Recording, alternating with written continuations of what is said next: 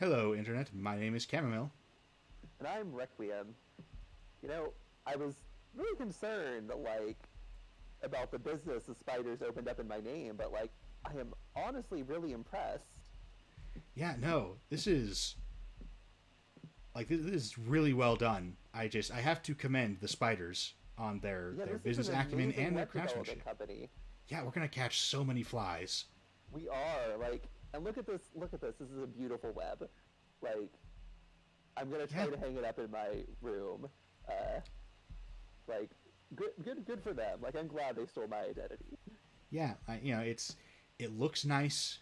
It's very effective. They have a web just hanging up in the lobby that just catches flies all day, just as sort of a they change the web out at the end of each day, and it's good at being a web. It looks nice in your room. It really is just And legally, I own the business. Like, I came in and they gave me this check for 50,000 flies, which I'm pretty sure we can convert to teeth and then convert the teeth into human dollars, but I guess we'll find out. I did get a letter that I'm now legally considered a spider in Arkansas, but I'm sure there'll be no repercussions from that. I mean,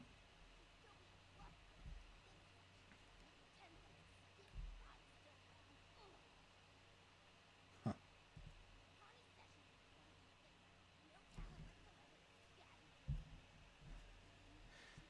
Apparently Amalia senses that she's being really, petty and unkind here because she refuses to look us in the eye as she says it.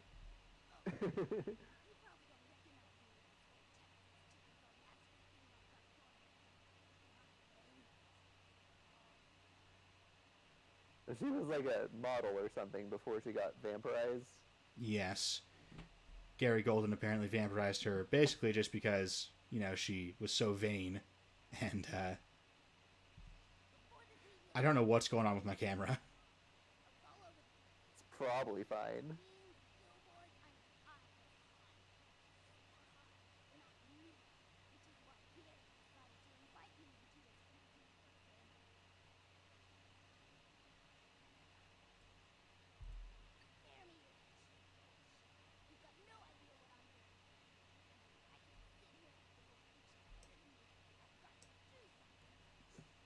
Nosferatu are one of the clans I feel like it's not what I would do, but they do work pretty well.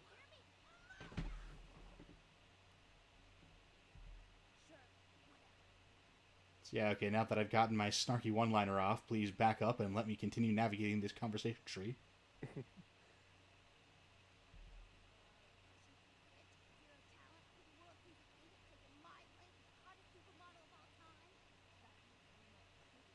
I'm really just looking for the quest hook here. Can we skip to that part?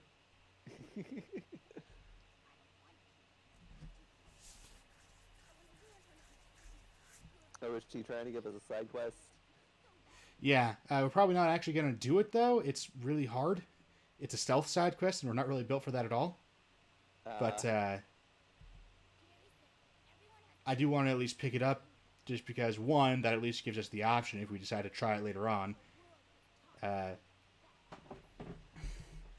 and two, there are a couple of cool Nosferatu characters who sort of introduce themselves by giving out these side quests, and I do want to take a look at those because the writing on this game is all around pretty good, and Amalia here is no exception. She's obviously kind of a terrible person, but as a brief character who pops up for one or two conversations and is then gone, she works.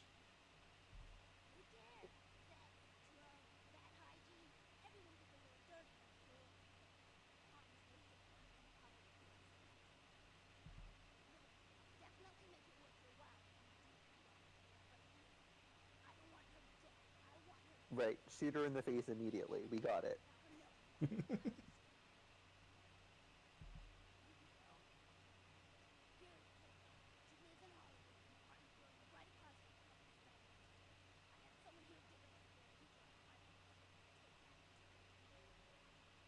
I mean, I can pick locks, but okay. One thing that never made sense to me, they've got a bunch of neon signs lying around, but they're all neon signs that are just copies of assets used elsewhere in the game. Yoink. Which means like they just have like a sin bin and a Lucky Star motel and stuff signs just like lying around. But like those businesses still have their signs? Did they order new ones after the Nosferatu stole them? What's the story here?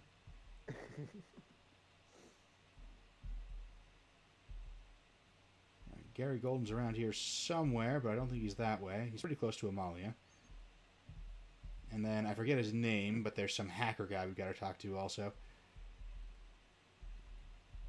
Yeah, and he was, as I recall, he was apparently uglier before he was a Nosferatu. It was actually an upgrade for him. I can't remember if he said that exactly, but he does have a line where he's like, where he mentions that it wasn't much of a trade-off for him.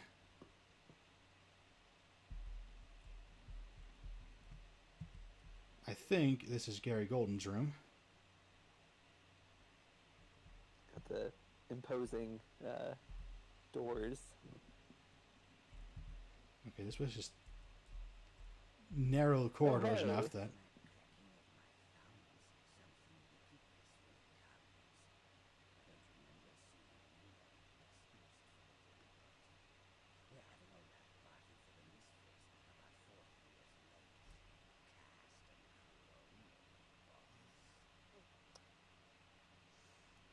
Unfortunately, there's basically no option to just, like, roll with this guy's punches. You have to be outraged that he's hiding from you.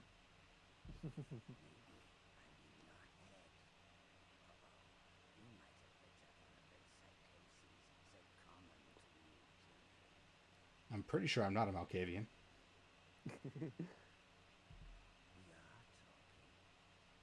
Yeah, we are. And there's no option to just be like, just, move on to your business.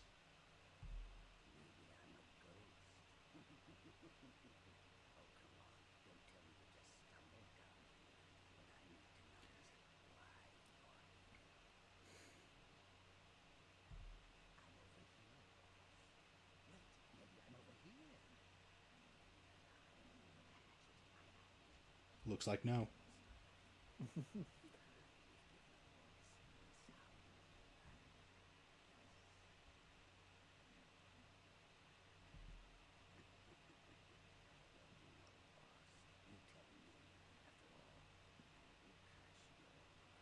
Frankly, I just want better dialogue options. Here we go.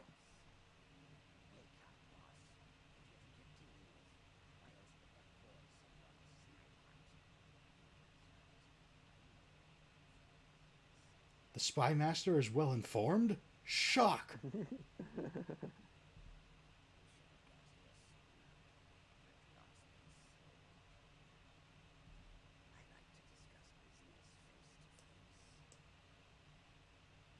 I mean, okay. Which, by the way, the reason why discipline's not allowed keeps popping up is because my itchy trigger finger keeps hammering the right-click button for no reason. It's totally unintentional. Don't worry about it. Again, this guy's face is not nearly as shocking as he's building it up to. Especially Yeah. since we've already seen a Nosferatu. I feel like we've seen the ugliest Nosferatu seen, the first one. Yeah, like this guy looks kind of like a goblin. Bertram Tongue looks like pretty badly malformed. Like he's got a serious, like the Bertram Tongue seems like a serious disease. This guy just kind of looks weird. Like put a wig on him, cover up his ears. I think he could walk around outside. I mean, in 2004, he would need the wig and, probably like a beanie to cover up the ears. 2020, this guy could walk into a convenience store, dressed as he is right now, and just claim it's a cosplay and he's headed to a party. And, like, this wouldn't even be out of place as a cosplay. Like, oh, that's pretty good makeup.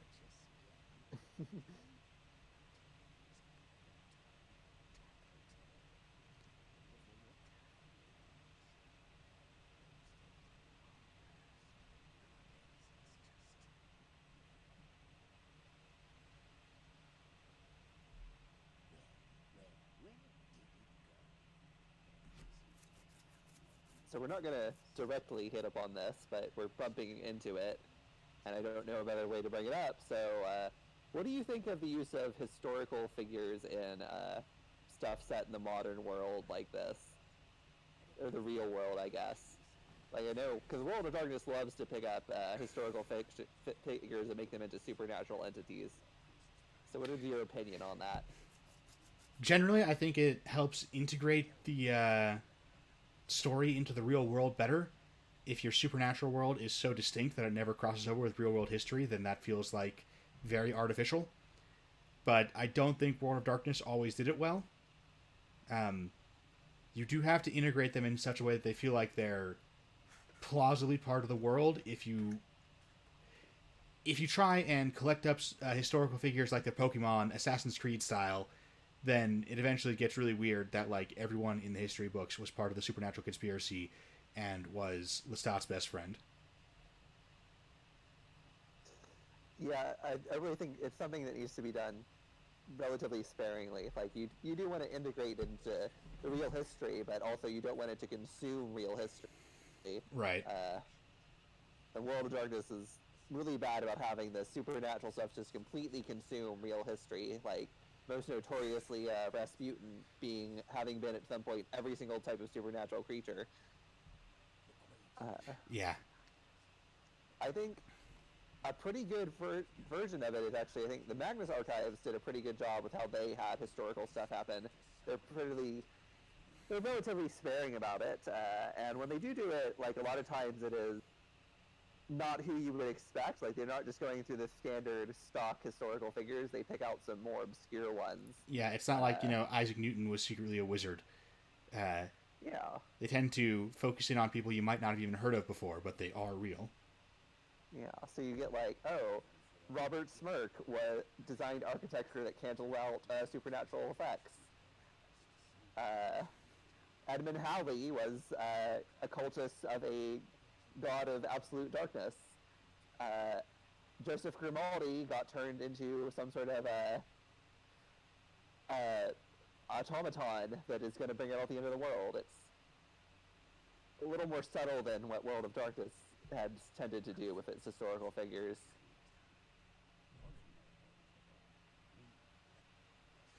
Yeah. Like, Assassin's Creed, I think, is a really good example of this, too, because in the first game, it was actually very historically grounded. It felt like it could have been a real thing that happened. There were a ton of historical figures. Every target in that game, all 10 of them, mild spoilers, there's a 10th target after the 9th one, all 10 of them are historical figures that really existed. And yet you have probably not heard of any of them. Like, they're fairly obscure figures. So, although you do bump into, King Richard the Lionheart, and Salah ad-Din is mentioned constantly, you never actually meet him, but, like, people won't shut up about him. He is clearly a major political figure at the time. He affects the plot a lot with just, like, his troop movements and stuff, regardless of the fact that you never actually meet him. And yet, the secret conspiracy that you're fighting is a bunch of vassals and counselors and so forth. People who are prominent at the time, but not so much that they make their way into the history books.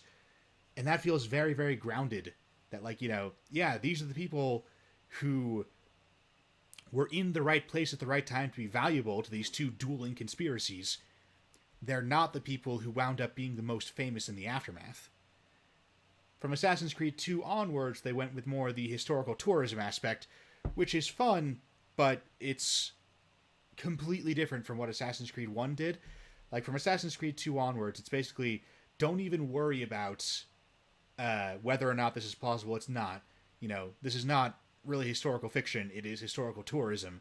We're going to give you a white robe ninja to play as, and you're going to meet all the most famous people from this time period while crawling all over their architecture and stabbing all their soldiers. Like, the Assassin's Creed games are good at being like sort of a tour de force of all the coolest parts of the time period they're set in. Caveat, I have not played any of the more recent ones. I decided I didn't really care for the RPG elements they included in Origins, and so I kind of lost track of the series after that. Plus, I mean, you've played one Assassin's Creed game, you played them all. Once they started hitting the really well-known historical time periods, I kind of lost interest a little bit. But yeah, it became a very different thing, and it became impossible to take seriously because it was very obviously artificial that they were, sort of contriving use that Ezio would meet up with Leonardo da Vinci, would be like his best friend, and Niccolo Machiavelli, and a couple of the Giovanni people. Giovanni, not it wasn't actually Giovanni de Medici, but some of the other Medicis.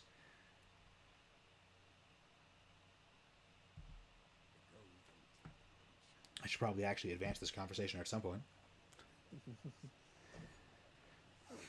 You also, this is a parallel thing where do you include public domain literary figures in your horror RPG? Like, do you want Dracula and Frankenstein's monster to show up in your RPG or not? And I kind of go back and forth on that. It really depends on what your tone is. It really depends on what your tone is. Yeah. It can be a little excessively winky. Dracula himself is kind of a cross between those two issues because you can emphasize have him be Vlad Tepes, even though right within the novel he probably is not supposed to be Vlad Tepes. Like, it does seem like Stoker got the name from Vlad Tepes, but he doesn't really talk a lot about... There is a conspiracy theory that Bram Stoker's Dracula was a names change to protect the innocent account of real people tracking down Jack the Ripper. I don't find it convincing, but you can use that kind of thing to explain why an apparently fictitious character is real in your setting.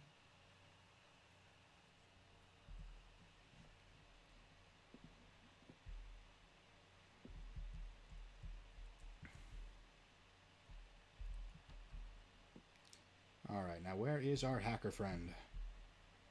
Just gotta go talk to him, and then we will be done with this place. As one last gasp of the sewer level, this place, despite being entirely non-combat, is poorly lit and difficult to navigate. Which is Amalia's place, isn't it? It is. But in general, like, you love sewer levels, right? Sewer levels were the worst trend just in general. It's not even one of those things, like, ordinarily with something like a sewer level, it makes sense as... Here's the guy we're looking for. It makes sense as something that designers like to build, but which players don't like to play. And there's elements of that in the sewer level. A sewer level is easy to make. It's a whole bunch of interconnected corridors.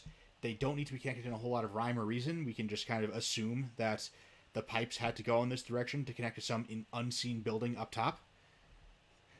But the worst sins of sewer levels, the jumping puzzles, the labyrinthine layout, the repetitive enemy design, those aren't inherent to anything that makes it easier for designers to make, I guess, except maybe the repetitive enemy design. And in fairness, this sewer level doesn't really have repetitive enemy design. It actually has a pretty good pace of variety in the enemies that show up. Keeps on introducing new ones. Unfortunately, it doesn't give you enough resources to really deal with them, but...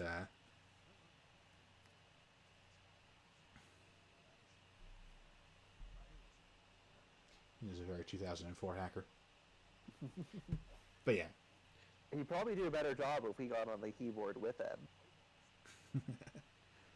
Yeah, hang on. Let me type on the left half.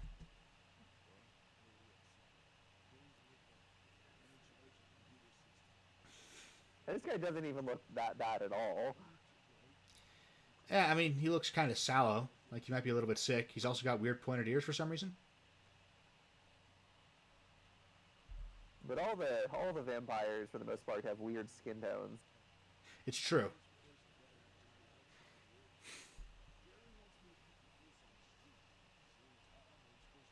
That was NCIS that did that, right? I only know that scene through the YouTube video, so I'm a little sympathetic to them. Like, it's a bad portrayal of hacking, but I do feel like it is difficult to show hacking on the screen in a way that is visually interesting. Like, especially to an audience, if you've got an audience that isn't super familiar with the topic. Like, and I think if it's I think whatever show that was, they do have an audience that skews much older, so you need to be able to show it in a way that's interesting, first of all, rather than accurate. So I am kind of sympathetic to why they did that, even though it is stupid. I mean, there's also, I don't know if it is the same show or not, but it's the same genre of show and presumably has a similar audience. Uh, and they have this line from someone who's like, "Oh, I'll set up a GUI to track him in Visual Basic or whatever." And it's like, a GUI doesn't do that, and why would you use Visual Basic for any kind of tracking software? There's buzzwords for this. The buzzwords you're looking for exist. Like, the words you're looking for is, oh yeah, I'll set up a web spider to trace his IP. Web spiders don't really do that, but they do something similar. So, at least it's not, I'll set up a GUI in Visual Basic. With that one, I almost wonder if, like, they wanted everyone who knew anything about computers to know that they were making no effort. Like, because, if you do the web spider to trace his IP thing, then that feels like that's a mistake someone might make. With, I'll set up a GUI in Visual Basic to see if I can track him, that kind of feels like that almost feels like, yes, we know it's inaccurate, we don't care. Yeah, like, I looked it up, it is NCIS, and their audience does skew much older. And the end of that scene, which sometimes gets cut out, is the head of the division comes in and just unplugs the computer. So you are sort of pandering to your older audience by having an older person come in with the actual solution.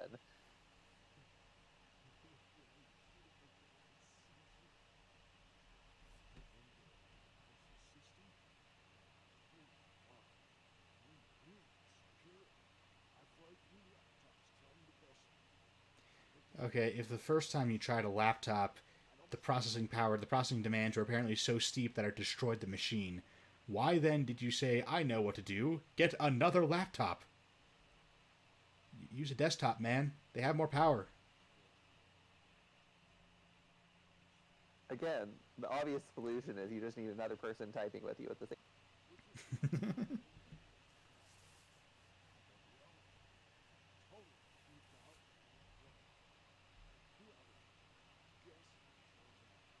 That's why we've got two people on this podcast. The entire time you're playing, I'm also using the pressing random buttons. Yeah, you think I'm bad at this game, like, in this playthrough? You should try and see me when I'm trying to do the entire keyboard by myself. I got my hands full just with the right half. What does this button do, by the way? So yeah, that's why that's happening. Go.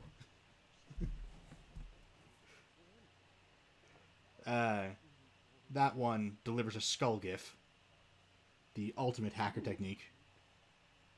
Can I press it? Well, I mean, we don't have any particular target, so if you press it, then it might just send one out at random. I'm going to press it. Well, someone is going to get hacked so hard their computer explodes. I don't know who. I hope it's not us. I have no idea what you do when you press the skull gif button when you're not hacking someone. When has anything I ever done backfired onto us? I'm going to press it again.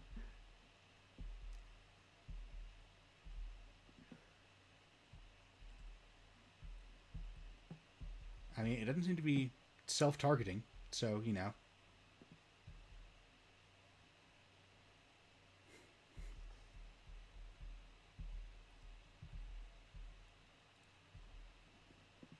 So I've been playing a lot of Stalker lately, right? Yeah. And you can tell that your vampire game is improperly lit when I find myself wandering through sections of it and I instinctively want to tap the L key to turn on my flashlight, and I keep remembering that for some reason I don't have one of those in this game. And also, vampires just can't see in the dark. Yeah.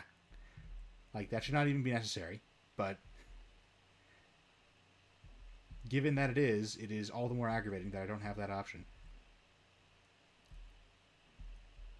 Like, Stalker can be very dark sometimes. There's a surface access around here somewhere, but I have no idea where. But, that's sort of intentional. Stalker is a brooding, claustrophobic kind of game, especially when you get underground. And in fact, depending on which game in the series you're playing, sometimes the nights are bizarrely well lit, but I actually think it's a lot better. That's just a bridge to nowhere, isn't it? I actually think it's a lot better if you mod those so that they're like the other games in the series where the nights are very dark, because you have a flashlight. So, like, it's definitely, you can only see a small pool of light instead of everything around you, but, it works. It's immersive and atmospheric, which is sort of Stalker's whole thing. Especially for a series that came out between 2007 and 2009.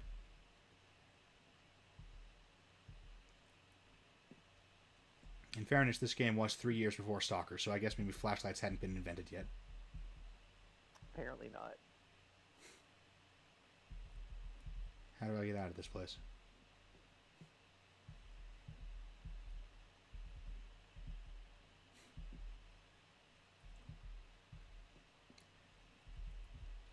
Can I ask this guy for directions?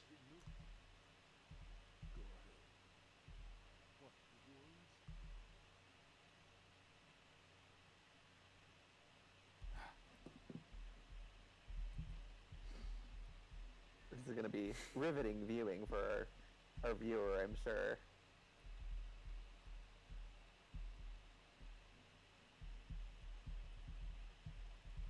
Yep. Especially because, it's coming on the heels of the sewer level proper. So, all the material we had saved up for when we had to talk through the part of the game where nothing interesting happens for an hour and a half, we already burned all that.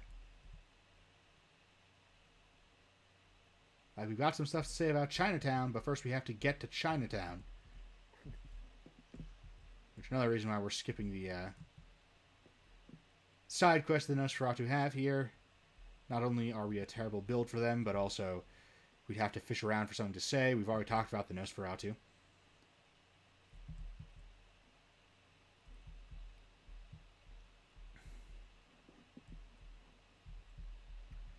One thing that I could have thought about that is sort of a follow-up to something we discussed in the sewer level, when we came up with our own list of vampires for Master Nosferatu, we ended up capping out at 9, but part of the reason we capped out at 9 is because there's some concepts that work better as not vampires,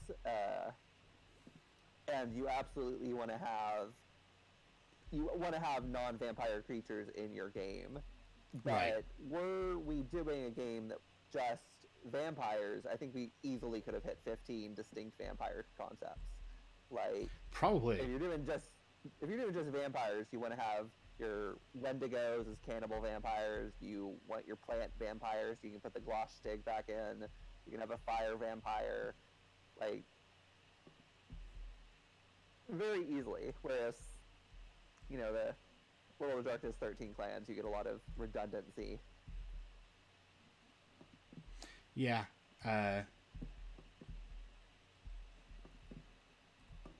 It is just, I mean,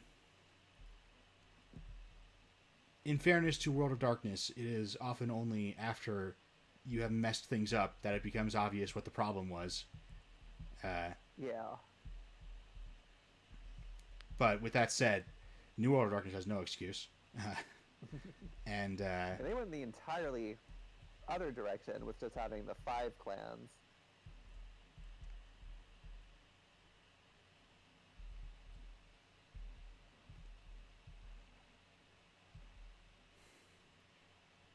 by the way, what the hell is this? Is this just like a pool of bubbling blood? That seems I hope so. ludicrously decadent for like a vampire clan to have just lying around. especially for the Nosferatu, who don't think seem like they're rolling in wealth. Right? Like, if a Ventrue place had me just, walking around in literal pools of blood, I'd be like, yeah, okay, that makes sense. Where the hell is the exit? Might be some edits here.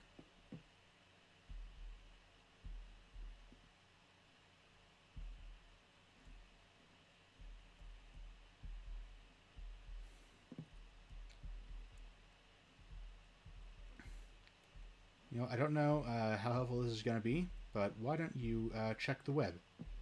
Just the big web with all the spiders in it, or with all the flies in it, rather. See if they know anything. Yeah, hold on. I'm looking at the patterns in the web, seeing if it speaks to me.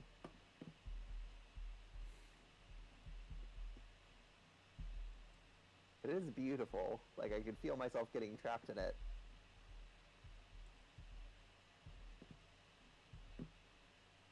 Don't knock.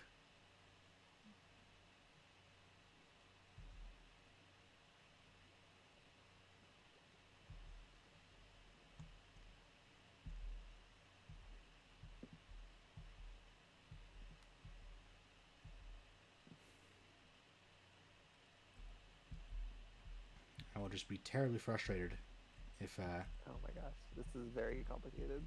I go through this entire road trip to Arkansas, and then when we're just outside Texarkana, we're not even that far anymore at this point, you become ensnared by the web, and it was all for nothing. That would just be terribly frustrating.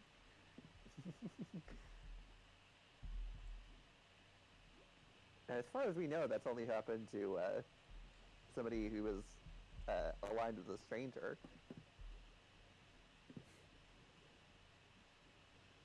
What, being ensnared by the web? Yeah, because they're not them. I'm sure it's fine. I mean, didn't Jonathan Sims' bully also just get eaten by? Oh, right. I'm not finding a good map of this.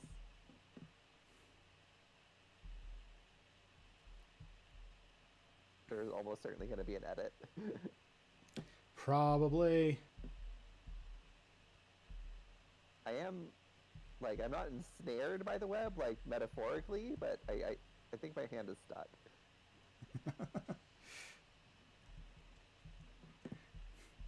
I mean, that seems kind of like phoning it in for the web, but I guess it still counts. Like, yes, I am controlling your actions by just literally restraining you.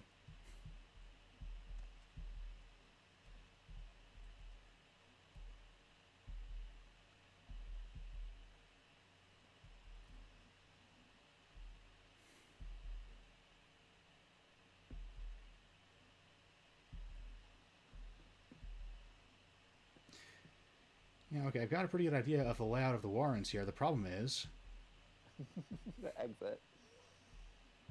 that, I've going down all these tunnels that I've pretty well memorized what leads to where at this point. Although I'm sure I'll forget it all as soon as I leave. But, that mostly just leads me to the sinking feeling that none of these things seem to lead to an actual exit. There's got to be a way to get over there. Oh, hey, does this not damage me? It was all bubbling. I was kind of worried it would damage me. It doesn't help that it's so dark in here. And that I can't see in the dark with my vampire eyes.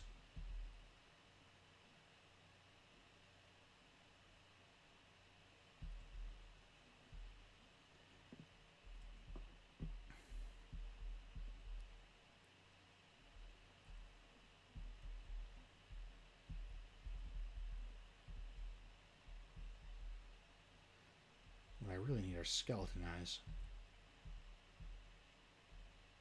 Skeleton eyes? Yes, they are famously capable of seeing through deception. I mean, how do they even see? They don't have actual eyes. It doesn't make any sense. Cameo, I'm scared. Just get us out of here. Why did you bring up skeletons? Because I need skeleton eyes.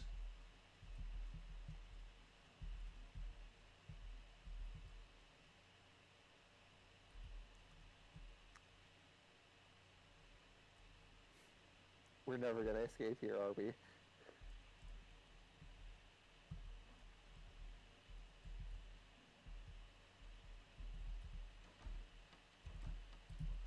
Do you remember that spell Fang Requiem taught you?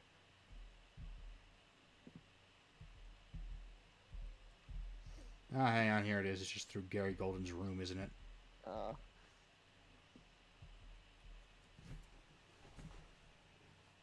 so we didn't even have to resort to black magic at all.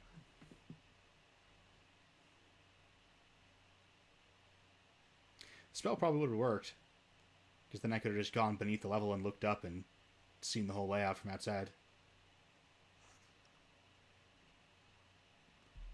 Slightly disappointed that I skipped a perfectly good opportunity to use some of Fang Requiem's wonderful black magic.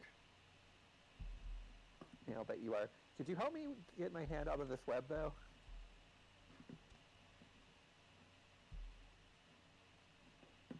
Uh,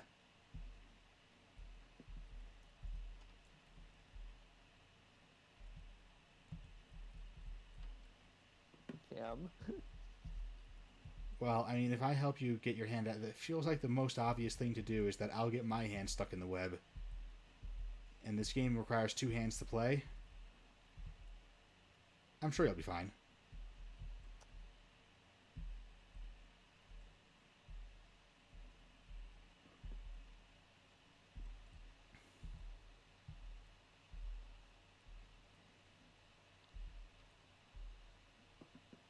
You are back in Hollywood.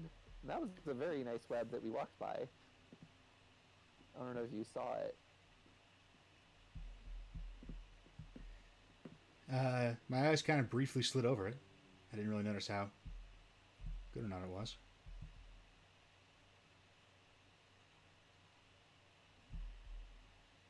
So I guess, are we going to do some side quests? What is our next goal?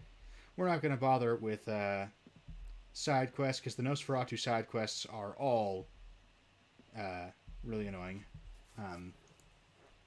The Model Citizen one that we got from Imalia, that side quest is just we have to sneak into someone's apartment and place cameras in different spots.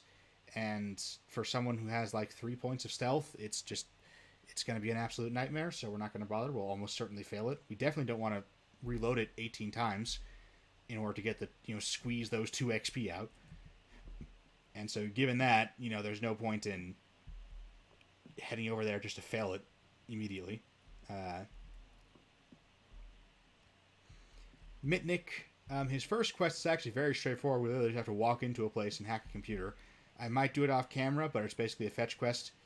The others are all, once again, stealth quests. We have to plant cameras or hack into networks or whatever without being seen by guards. We're going to go visit our nightclub and our haven real quick.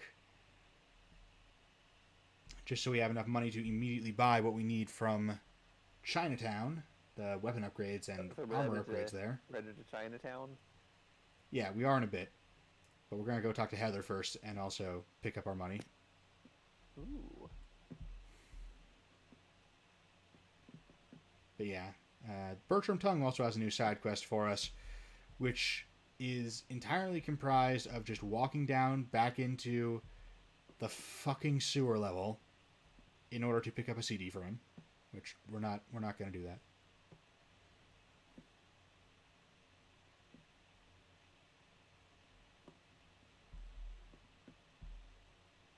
So this is the club.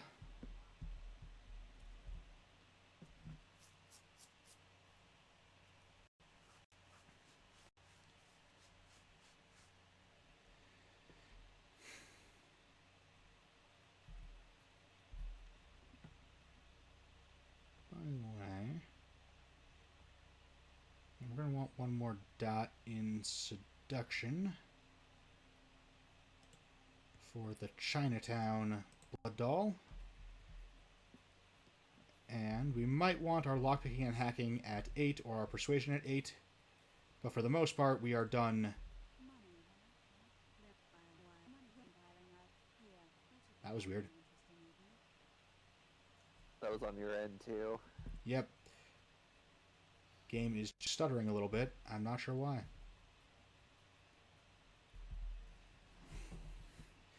But yeah. It's not like we had any technical issues before, so we're probably fine. Yeah, everything is fine.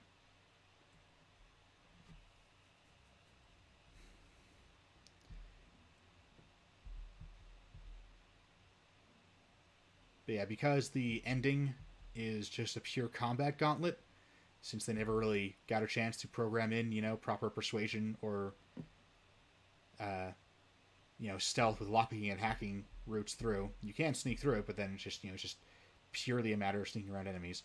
That means there's basically no place in the entire game that has a lockpicking or hacking check above 8. So we don't need to worry about those skills, getting those skills any higher than that. Everything go into firearms. Firearms, maybe getting the last dot in thaumaturgy. But, I mean, blood theft is already pretty amazing. We can actually test it out sometime soon, too. Ooh. Hey, there he is. The mime.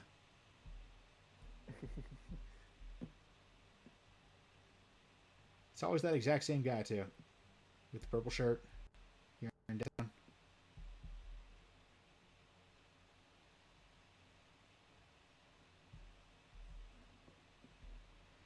I can never find... I always overshoot the Tremere Chantry. On your right? I think you passed it. Yeah.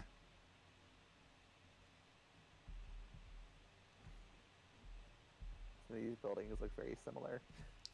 Yeah, I mean, that one does have, a giant glowing purple cross on top, which you'd think would be a hint, but only tourists look up.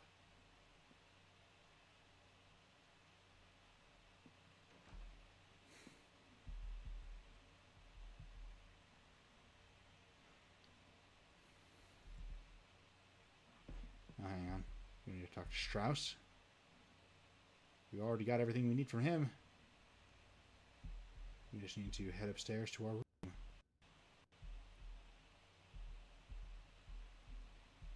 Heather's gonna give us something? I believe she has something else to say. Yes.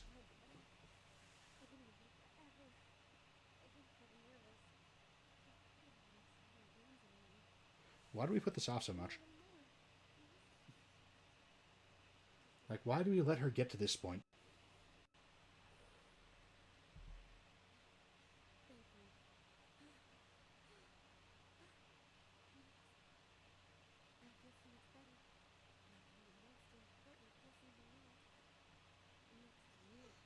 This is kind of vampirism is drug addiction.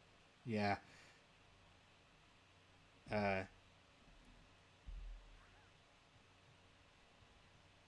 You're getting the blood right back. I meant to talk to her, but that's what I want to talk to her about, so I guess it all worked out.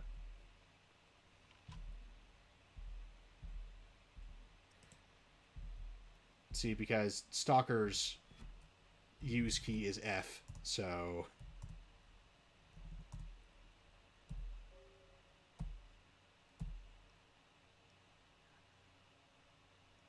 Oh, this is the patch quest.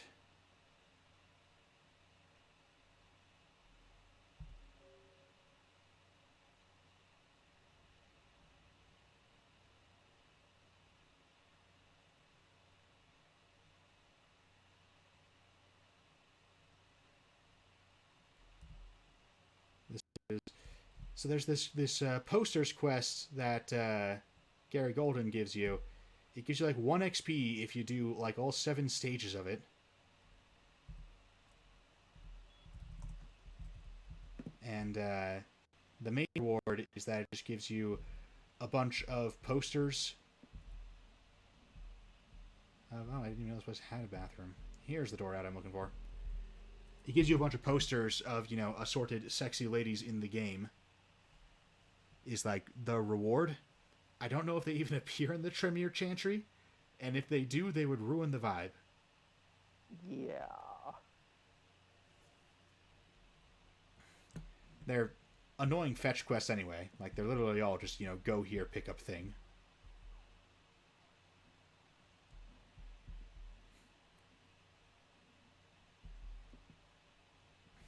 Like, most of the Nosferatu quests, we're ditching out on them because... Now, let's go turn on a quest we have outstanding here while we're at it. Most of the Nosferatu quests, we're not doing them because we don't have a stealth build, so we would be terrible at them. It would take us a billion attempts to get it right. That one we're not doing because the reward is just not worth it.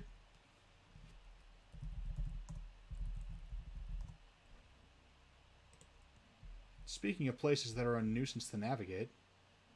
Oh, do we have to talk to Pisha about something again? Yes. We got something for her clear back in the museum. And because this place is a pain to get to, I never bothered giving it to her.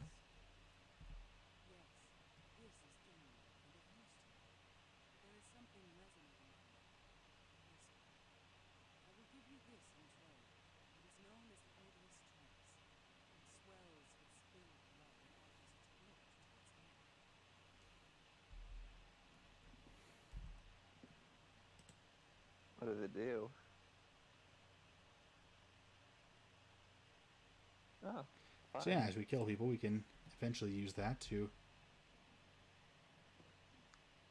Spare blood. There's an interpretation of Dracula, of the actual novel, that it's potentially about drug addiction. This is right when the hypodermic needle gets invented and starts getting used for drug use. You also have the fact that Dracula comes from the East, and at the time, the major drug that got sort of demonized and talked about in London was opium, which was very orientalized and seen as a sort of danger coming from the East. Though, if you have the whole hypodermic marks as sort of bite marks from a vampire, though at the time opium was mostly smoked instead of it wasn't injected. You don't have morphine yet.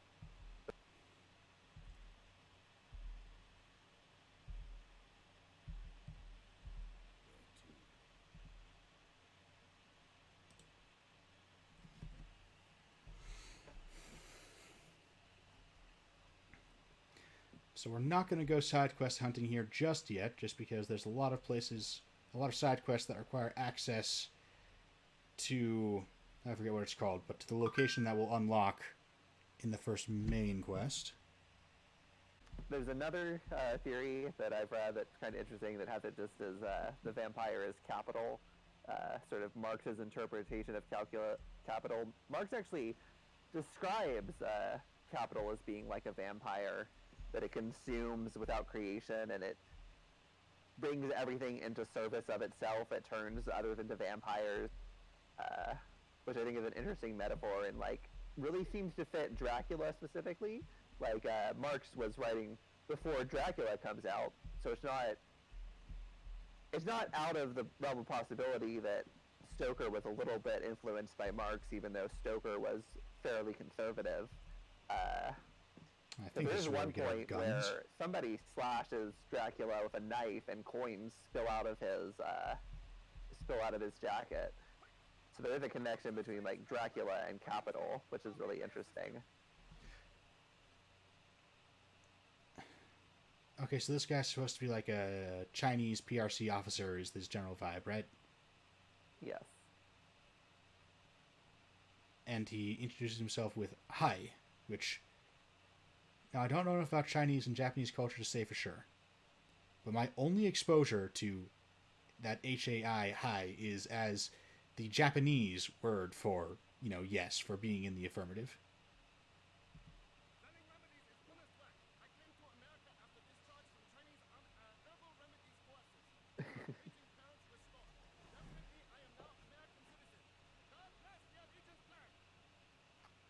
So, I guess we're going to have to talk about the Kuei Jin.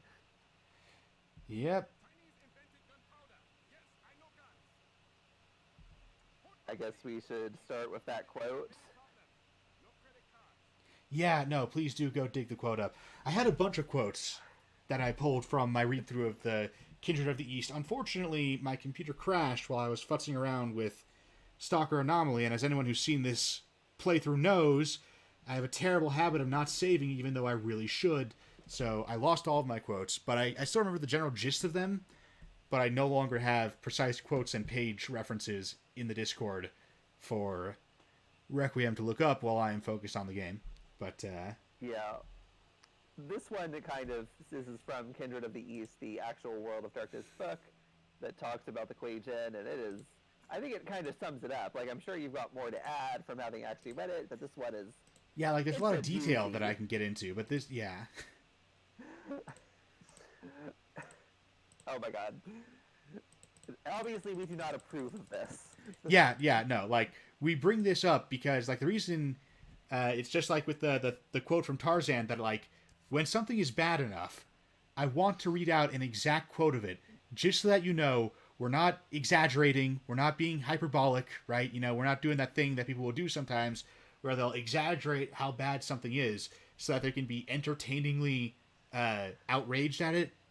No, it's actually this bad, and I want it on record that to get a word for word, uh, yeah, reading of it, just so that it's people who are listening to this know that yes, it is actually this much yikes. Here's the quote. Quote, Westerners have long spoken of Asia's exoticism, of its alien ways. In the world of darkness, they are correct, more so than they realize. The Asian world of darkness is referred to as the Middle Kingdom by its supernatural denizens, and in many ways it is truly a world unto itself. End quote. It's like so, yeah. You as a I'm trying to remember. I had written down. I put it really well, and I was hoping I could just have Requiem read that because I'm a better writer than I am an off the cuff speaker.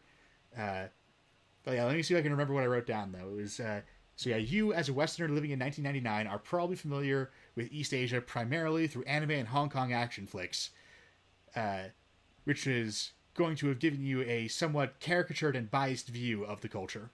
And we're here to tell you that your view is not caricatured or biased enough. It just. It's that bad, and it goes on like that. Like that is the theme for the like. Kindred of the East was always World of Darkness, right? So it was always going to be East Asia at its ugliest and most inhumane. It's that's the treatment that they gave to North America and to Europe. So it makes perfect sense that they then go on giving it that treatment. Oh, by the way, we have an outfit upgrade. But rather than emphasizing the similarities, they go out of their way to emphasize the differences, even though it's ultimately they're not that different. You know, there's a scummy underworld full of drug addicts and human trafficking, and there is a government that is secretly controlled by supernatural forces, and there are these monsters that lurk in the darkness and eat people and are really edgy in a very 90s way. Like, there's a lot of overlap, but rather than drawing attention to it's like, yeah, the vampires here root their supernatural image of themselves in Buddhism instead of Christianity, but instead of focusing on things like that, they focus on, oh, Asia is so exotic and different, and it's not like what you're used to, often in ways that make no sense. Like, it talks about how, oh yeah, much of East Asia is under. They don't say East Asia, by the way. They just say Asia, even though they are obviously only talking about Mount Everest to Mount Fuji. But And even so, then, they're really just talking about China for the most part. yeah, like strictly speaking, Japan and Korea and Southeast Asia and Tibet and so on are included. Like, they get little entries in the description of what the world is like and stuff, but overwhelmingly, they are talking about China. They have that quote. They talk about, oh, much of Asia is ruled over by dictatorships, and particularly if we're confining ourselves to East Asia, that is true, because much of Asia is specifically ruled over by the People's Republic of China. But they then, like, they give no real space for, like, okay, but what about South Korea? What about Japan? And, these are just the ones that I know off the top of my head.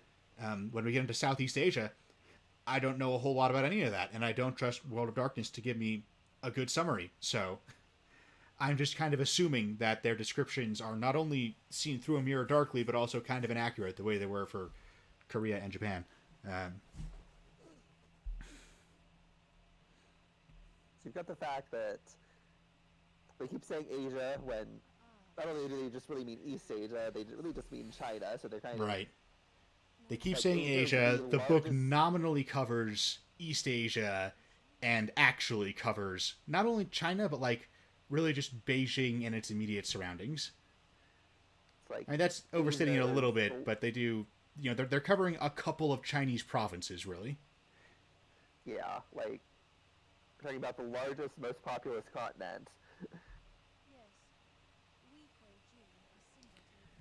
And you can see And Troika. so what she just said, we Jin are similar to Kindred ways than what you might imagine. Really, that's not what they seem like. They seem like basically Asian people who have become kindred. Like, you could if you wanted to, you could have the Jiang, and have really lean into the aspects of the Jiangshu that are really different from the Western conception of the vampire, because it is ultimately this. It's its own piece of folklore, and there has been a lot of interchange of the Western idea of the vampire, but you go back to more original roots and really distinguish them from Western vampires. But the Kuei-jin mostly just seem like Western vampires with this patina of East Asian culture over them. So they're trying to emphasize the difference, but they actually make them less different. It doesn't work at all. They should be emphasizing the similarities. The fact that whether you're in London, Chicago, or Beijing, they are these supernatural monsters in the darkness who are running out of time before an advancing apocalypse. And I mean, we can get into why that's not actually a very good theme to have, but given a World of Darkness that has that theme, and the Kuei-jin share that theme, but theirs is different somehow. They're running out of chi somehow. Don't even worry about how can you run out of chi? Which, okay, no, you can totally run out of chi. A wasteland makes perfect sense, but chi is breath. Like, you cultivate chi in part. Like, this is not the entirety of cultivating chi, but part of cultivating chi is learning how to breathe properly, because your body regulates chi by breathing in and out. In the Mr. Vampire movie, there's this one part where the two monks get grabbed. The monks get grabbed by a vampire, and they hold their breath to escape it. Right, because you can't suck their chi out unless they're breathing, which I don't think that's ubiquitous in Jiangxi lore, but it makes sense with the way of how Jiangxi and chi works. Jiangxi, Jiangshu, I don't know how to pronounce these words, I'm sorry. I'm not positive. I looked up a few native speakers talking about it, and it seemed like they were saying Jiangshu, but I don't know. I've also heard chi pronounced more like ch, but I don't know. We're botching these pronunciations, but we can't really fix it. So yeah, we're aware of it. We can't fix it. So we're aware of it, and if somebody who knows more about it corrects us, we will correct ourselves. If someone who knows the bruja thing. Yeah, if someone who actually knows Chinese wants to give us a proper pronunciation, then we'll stumble through that in terrible American accents.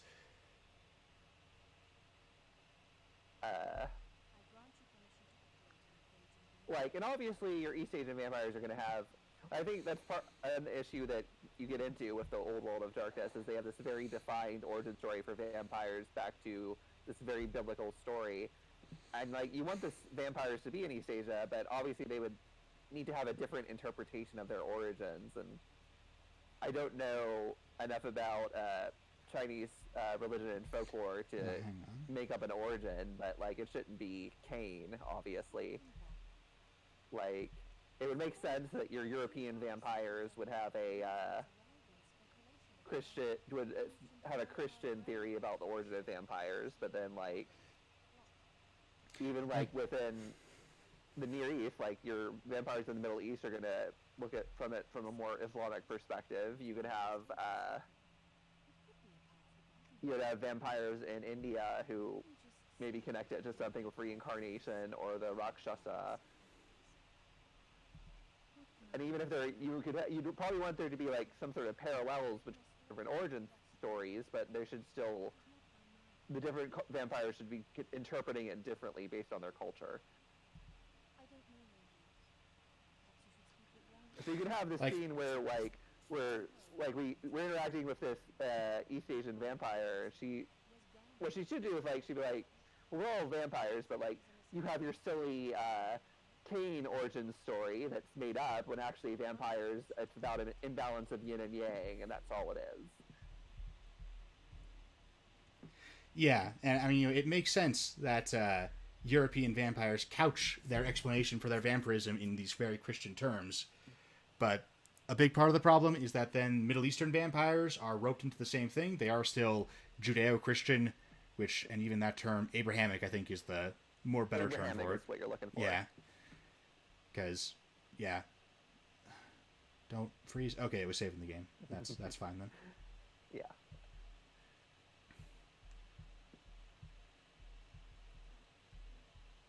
But yeah, so they have this. They are still Abrahamic, and so there's Wong Ho.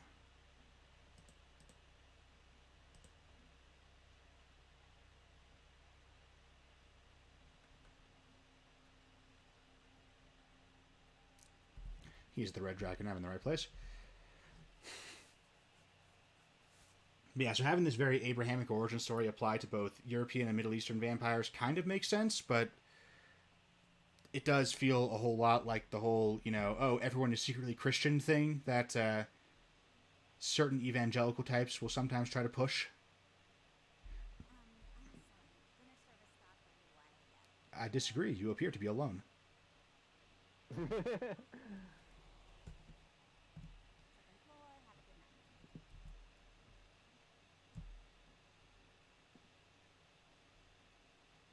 I am full up on blood, though, so I have no need of dining.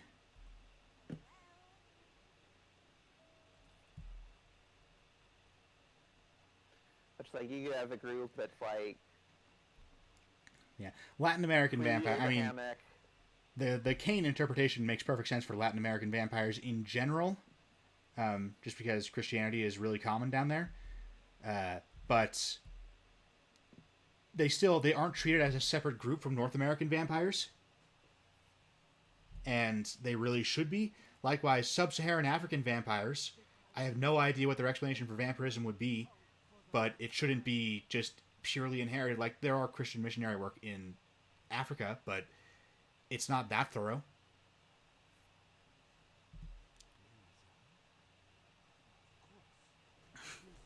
It's basically, there's a whole bunch of places I haven't actually done the research on, so I can't really talk authoritatively about what should be done with those places. But I feel like I can be pretty authoritative that, one, it's weird and dumb that only East Asia has vampires who are not part of the main 13 clans. It's kindred all over the world except East Asia, where the exotic Orient has the Kuei Jin. And that's really bad. It's very, very Orientalist, and in the sense, because in Orientalism, Saeed talks primarily about the Middle East, but he does mention that American Orientalism is tended to be directed at East Asia. I feel like this is a manifestation of it, that we're getting East Asia sort of exotified and treated as this really weird special place, and various cultures getting scrubbed down into this weird monoculture that doesn't actually exist. And the name Kuei Jin is a perfect example of that, where it takes a Japanese prefix and it attaches it to a Chinese word to create this term that sort of conglomerates Japan and China, the two East Asian cultures most familiar to America. Not that China is even all one culture, and obviously Japan isn't even all one culture because cultures are fractal, but China in particular is a humongous number of people with tons of easily distinct cultures within its borders. But it takes these two cultures that are most familiar to America, and it rams them together into this conglomerated monolithic monoculture that, that why would the Kuei Jin self-identify as this borderline gibberish polyglot? Like what we were talking about with origins, even within East Asia, you could have the Chinese vampires think it's got to do with Qi and yin and yang, but maybe the Japanese vampires think it's got to do with when Izanagi fled from Izanami and she was chasing him, like something to do with that, or you could have like even like sort of vampires trying to do a scientific thing and like feel like, oh, this has got something to do with. And I feel like I'm about to hit dangerous territory, like vampires using it's a Freudian thing, and it's like the unleashed id that hopefully won't resurrect his ghost by saying that, but I'm not sure if this game has this kind of psychosexual tension that Kingdom Hearts did. True. Especially not the kind of repressed psychosexual tension. This game is just too upfront about it all. Yeah. Just having the super hard origin that everything has to be tied down to is really... mechanically enforced even. Like, with the generation mechanic. Like, you know, whether or not the progenitor vampire is necessarily specifically Cain might be up in the air if your narrator decides to run it that way. But there is some kind of first-generation vampire that everyone else is descended from. Because the generation mechanic enforces this. Which gets into the problematic thing where to advance in power, your character has to disrupt vampire society by killing elders, which I feel like should not be the only way to gain power. Yeah, like, I would be fine if there is a level of power you can reach where that's the only way forward. But if you're a 13th generation vampire, which is the default, you know, if you don't spend character creation points to have a more powerful sire and therefore be more powerful upon your turning, if you are a 13th generation vampire, then by default, you're stuck pretty near the bottom of the vampire hierarchy, of the vampire power scale. And the only way up is to eat someone more powerful than you. So you're basically required to be either Sabbat or an Anarch. Being part of the Camarilla is not really a way forward.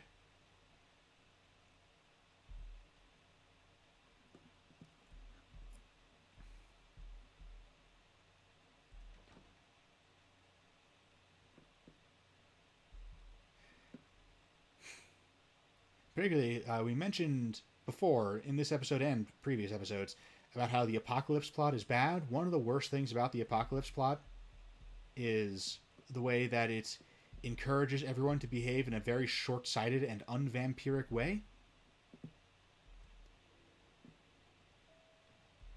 Because, you know, if the world is over tomorrow,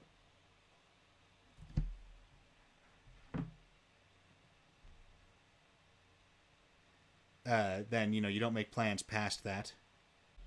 Then that means that, you know, everyone kind of needs to put all of their schemes into play right now, whether or not they're ready or not, and that is very exciting, but it also means that you're not really doing the whole vampire conspiracy thing, where, you know, part of the vampire conspiracy is that there's these guys who have these vast, ancient plots, you know, some of which are just now entering fruition, and some of which, like, you know, yeah, they've been camping on them for 50 years, and their plan is to camp on them for another 50 years. I wonder if it seems like it's almost part of, like, the Christian undercurrent of these games, since this is very specifically evangelical thing, and I don't, you know, White Wolf was originated in Georgia, so it might have been subconsciously influencing them. Oh, we're doing this? Okay.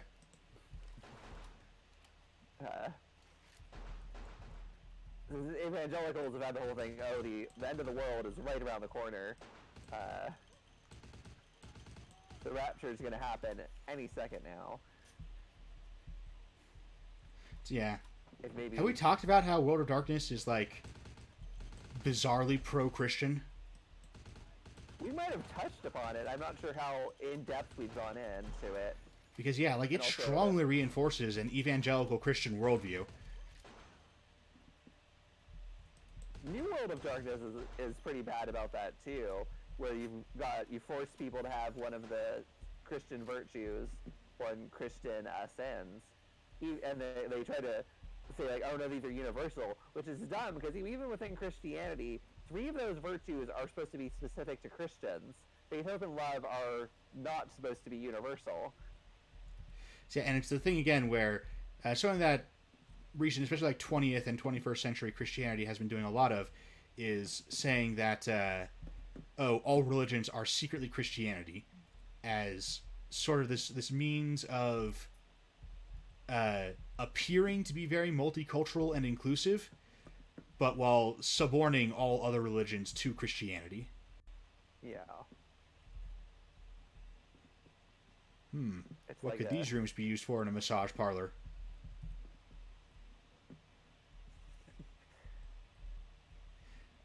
I'm beginning to suspect this operation may not be on the up and up. You doing okay? Okay, you have no dialogue.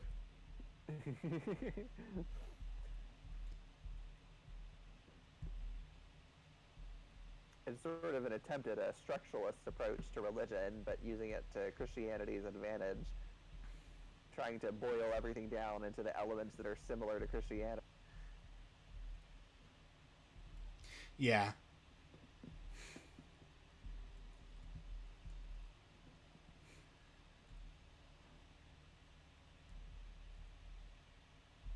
You kicked that door open for a second. I thought you were, one of the gangsters, but Everyone is completely nonplussed by you walking around with a semi-automatic weapon. yeah, you just got this SMG I'm running around with. No one even cares, especially because like there's been like audible gunfire throughout the building. Like, it could not be more obvious that I'm storming this place, but none of the civilians mind.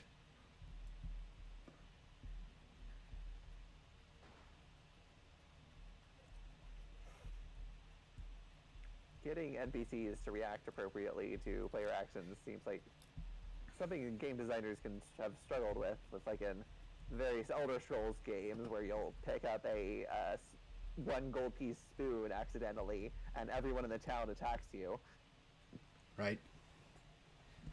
I think this just leads Unless back you out put into a the bucket hub. over their head, in which case they can't see anything. Yeah, this just leads back out into the hub. Why are we in this massage parlor? So Ming Zhao, leader of the Kuei Jin, told us that Barabbas, the Nosferatu spy we're looking for, his location might be known by a guy whose name I've forgotten, but his daughter was kidnapped by the Tong gangs, so we are getting involved in mortal underworld politics, basically just for the purposes of getting that guy to like us so he'll be more cooperative. Kachila's outfit right now is very underworld. Like the movie, like, I forget what the main character's name is. Celine? She looks like Celine. When did Underworld come out?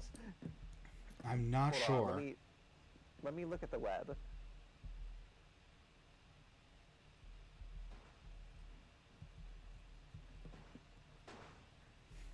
So There you Underworld are. Came out in...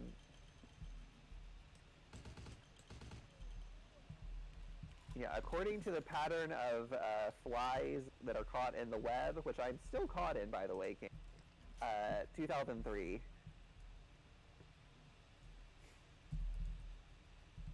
So that was like the year before. This, influenced this a little. yeah, it would make perfect sense if that was a very direct influence. Which is ironic, since the White Wolf sued Underworld for copying them. The Penny Arcade comic is like the best sum up of that. Yeah. It's like, yeah, we're White Wolf, we're suing you, we invented vampires and werewolves. Behind them is Anne Rice, and behind her is Bram Stoker. Right. I guess behind him you put Karl Marx. I think in the actual comic they had Vlad Tepes back there, but I haven't actually seen it for a while, so I'm not sure if that's accurate. I touched a little bit on this earlier, but the here you are. influence on Dracula is overemphasized.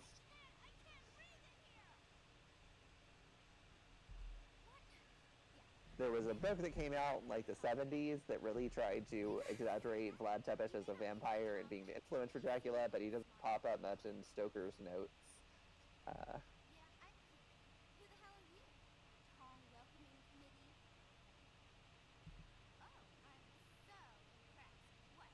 Can we just leave her here?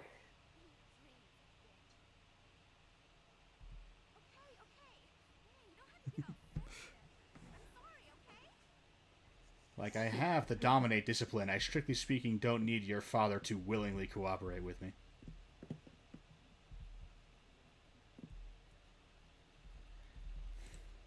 Alright. Anyone else want to play with me on the way out?